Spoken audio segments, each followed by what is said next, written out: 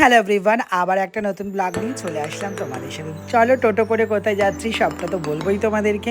তো তার সাথে দেখো আমরা সবাই মিলে টোটো করে চলে গেলাম কোথায় জানো। চলো সবটা পুরোটা ভিডিওটা দেখলেই তোমরা বুঝতে পারবে আমরা কোথায় গেলাম।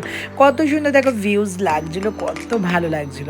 তো ঠিক দেখতে দেখতে পৌঁছে গেলাম ঠিক কোথায় বলো তো। হ্যাঁ, আমরা আজকে এসেছিলাম যে তারকেশ্বর, সবাই জলযাত্রীরা যাচ্ছিল। তো এখানেই দেখো মানে কত ভিড় আর কত লোক যাচ্ছে মানে তারকেশ্বর।